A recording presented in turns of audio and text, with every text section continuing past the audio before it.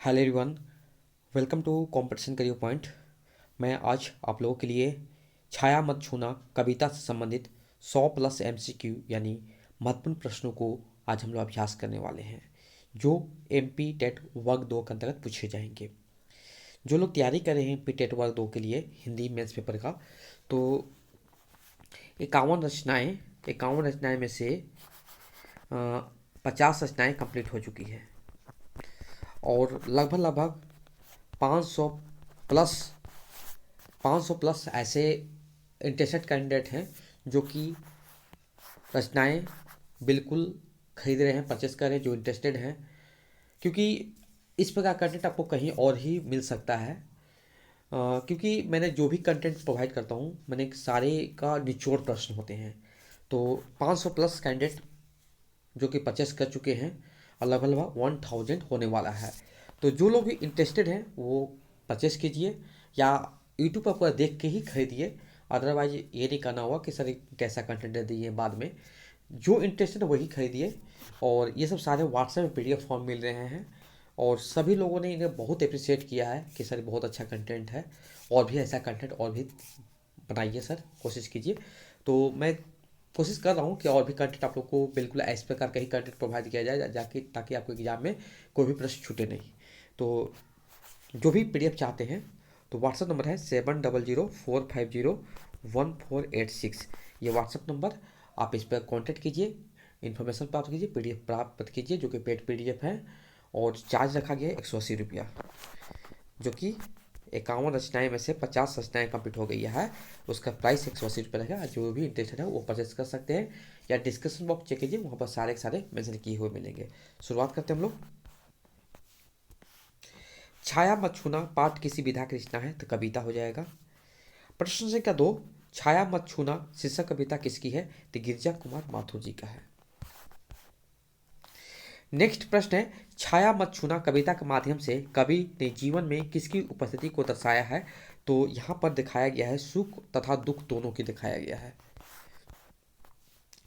Next है, कवि छाया छूने से क्यों मना करते हैं, इससे मन को दूना दुख होता है, मतलब कि दुगना दुख होता है। कवि के अनुसार छाया को छूने से दुख क्या होता है, दोगुना होता है। नेक्स्ट है, छाया मत छूना कविता के माध्यम से कवि क्या संदेश देना चाहते हैं, अतीत की यादों को स्मरण नहीं करना चाहिए। कवि छाया छूने से इसलिए मना कर रहे हैं क्योंकि वह मन में पीड़ा बनकर चुभती रहती है। नेक्स्ट है, कवि के अनुसार छाया को छूने से क्या होता है, दुख की प्राप्ति होती है। छाया शब्द का प्रयोग किसके लिए किया गया है, मधुर स्मृतियों के लिए किया गया है। सुख दुख के पहिए की तुलना किससे की है, तो चांदनी रात के बाद आने वाले अमावस्या से। नेक्स्ट है, शरद पूर्णिमा के सौंदर्य को कौन बढ़ाता है, चांद बढ़ाता है। नेक्स्ट है, बसंत के सौंदर्य को कौन बढ़ाता है, तो फूल बढ़ाता है। नेक्स्ट है, यामिनी का क्या अर्थ होता है, तो चांदनी रात। दुविधा की अधिकता के कारण कवि को क्या दिखाई नहीं देता है, तो पंथ। मृग तृष्णा का क्या अर्थ है, छलावा या भ्रम होता है। कुंतल के फूलों की याद बनी चांदनी में कुंतल शब्द से क्या अभिप्राय है, तो लंबे बाल। हर चंद्रिका में छिपी एक रात कृष्णा पंक्ति का भाव किया है, सुख दुख जीवन के अभिन्न अंग है। नेक्स्ट है, कवि ने किसके पूजन की बात कही है, जीवन की कटु सच्चाई की। दुविधा हत साहस का अभिप्राय है, साहस का दुविधा से ग्रस्त होना। कवि के अनुसार मनुष्य अतीत में खोए रहने के कारण रहता है, दुखी रहता है। कवि ने मानव को किसका पूजन करने के लिए कहा है, यथार्थ को। छाया मत छूना कविता में छाया शब्द का प्रयोग किस संदर्भ में हुआ है, अतीत की स्मृतियां। छाया मत छूना कविता में चंद्रिका और कृष्णा किसके प्रतीकार्थ हैं, सुख दुख। हर चंद्रिका में छिपी एक रात कृष्णा है पंक्ति में चंद्रिका का प्रतीकार्थ क्या है? जीवन के सुखद क्षण। छाया मत छूना कविता में प्रयुक्त शरद रात और बसंत प्रतीकात्मक अर्थ क्या है? जीवन के सुखद क्षण। चांदनी रात को देखकर कवि को किसकी याद आती है? प्रेसी के बालों में लगे फूलों की खुशबू। यामिनी किसका प्रतीक है? सुखमय क्षणों का। सुरंग सुधियां सुहानी में स्मृतियां को किस रूप में प्रस्तुत किया गया है? रंग बिरंगी मनभावक रूप में। कवि के अनुसार अतीत की सुखद यादों में जीने का परिणाम कैसा होता है? दुखमय होता है। कवि ने किसे छूने से मना किया है? छाया को। जीवन में कौन कौन से क्षण को व्यतीत हो जाना है? सुख के क्षण। चांदनी किसकी प्रतीक है? तो प्रेम भरे क्षणों की।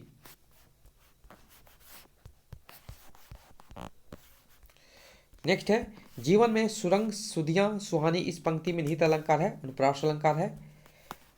प्रस्तुत कविता में हर चंद्रिका में क्या छिपी होने की बात कही है? काली रात। जीवन में सुहानी चीजें क्या है?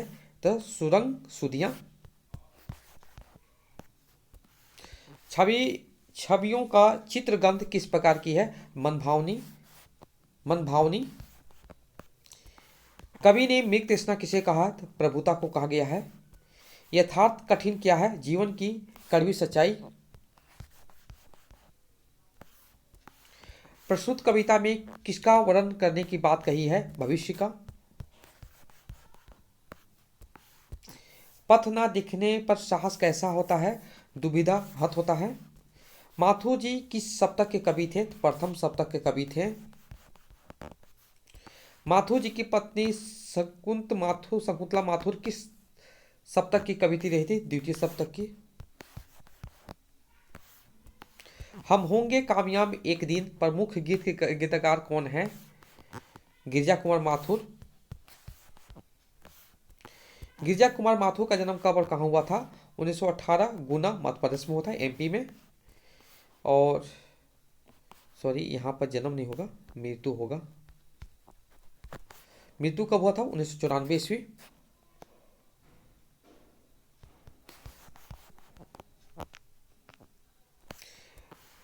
रस पसंद से क्या अभिप्राय है? सुखमय जीवन। कवि के अनुसार किसके पीछे दौड़ने से धन की प्राप्ति नहीं होती है? सुखद घड़ियों के यादों के। शरद रात किसका प्रतीक है? खुशियों का। चंद्रिका शब्द का प्रयोग किस अर्थ के लिए किया गया? सुख के दिनों के लिए। कृष्णा शब्द जीवन के किस पक्ष को उजागर करता है? दुखद पक्ष। यथार्थ कठिन क्या है? जीवन की कड़वी सच्चाई। इस कविता की भाषा क्या है? खड़ी बोली, प्रतीकात्मक, लाक्षणिक, उपयुक्त सभी हो जाएंगे। नेक्स्ट प्रश्न है जितना ही दौड़ा तू उतना भरमाया इस पंक्ति में किस ओर संकेत है? तो यहाँ पर सारे यहाँ पर हैं तो उपयुक्त सभी हो जाएंगे।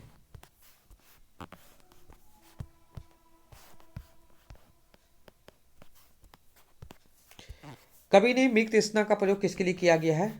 तो यहाँ पर जितनी बातें लिखी हुई सारे सत्य हैं तो यहाँ उपयुक्त सभी हो जाएंगे।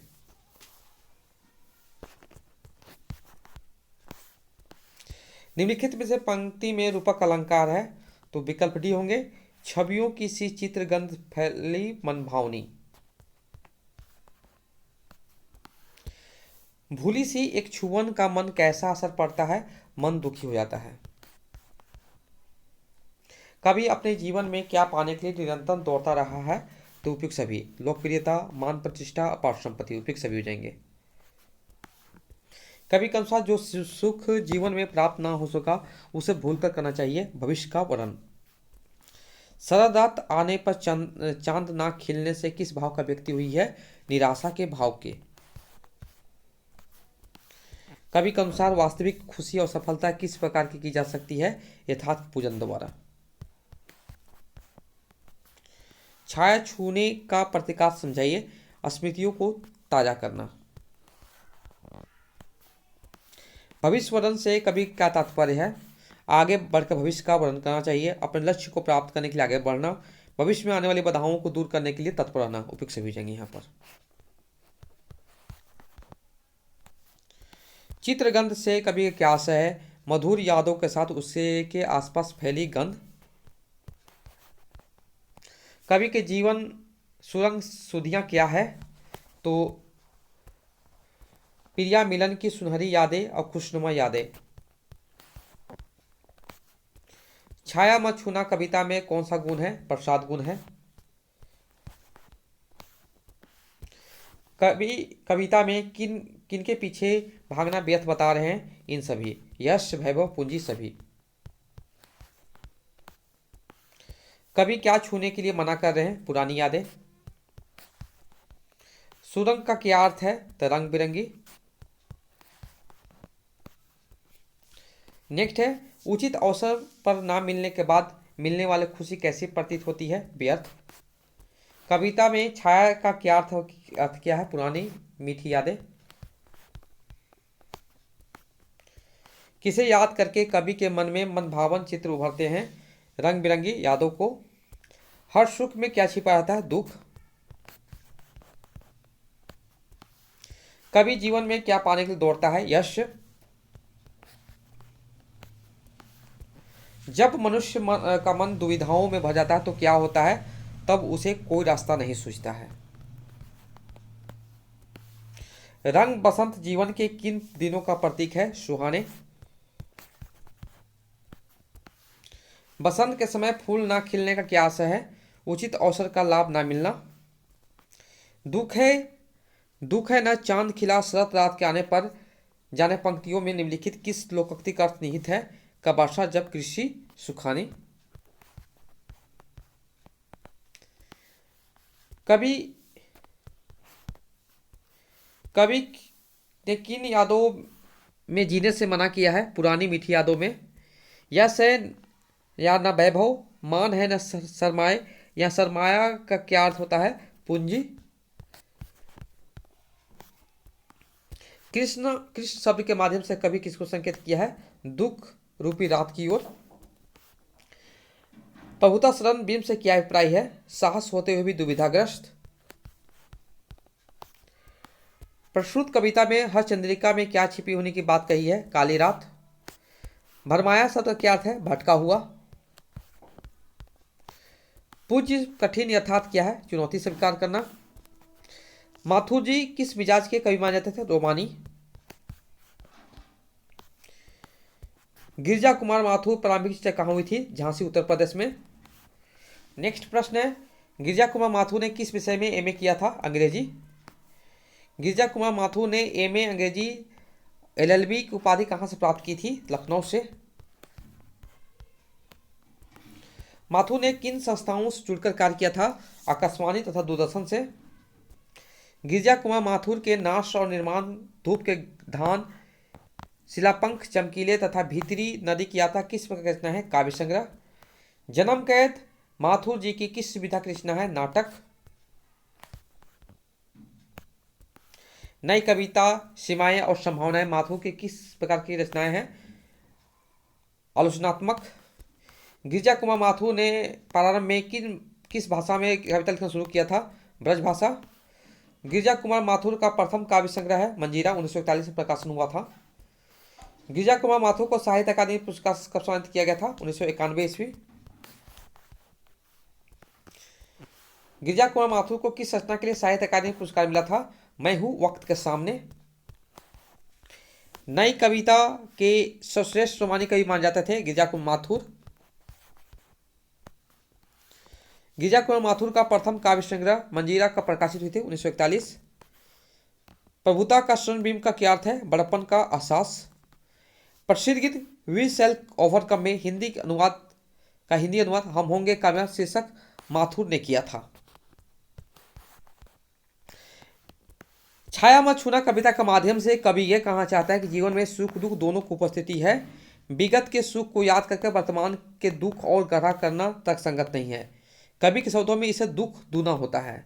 विगत की सुखद काल्पनिकता से चिपके रहकर वर्तमान से पलायन का पीछा कठिन यथार्थ से रूबरू होना ही जीवन की प्राथमिकता होनी चाहिए।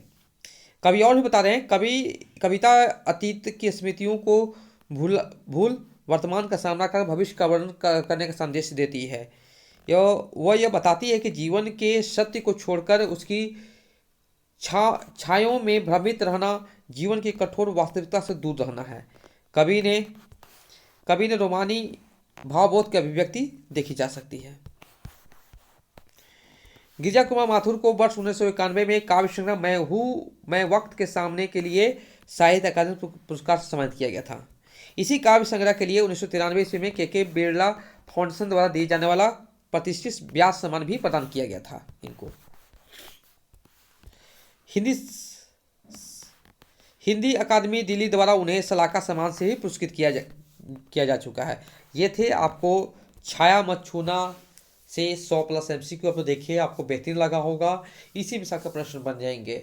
ओके, और जिनको भी 51 रचनाएं में से 50 रचनाएं खरीदनी है तुरंत कांटेक्ट कर सकते हैं। रचनाएं कंप्लीट है ये, और जो कि व्हाट्सएप नंबर है 7004501486।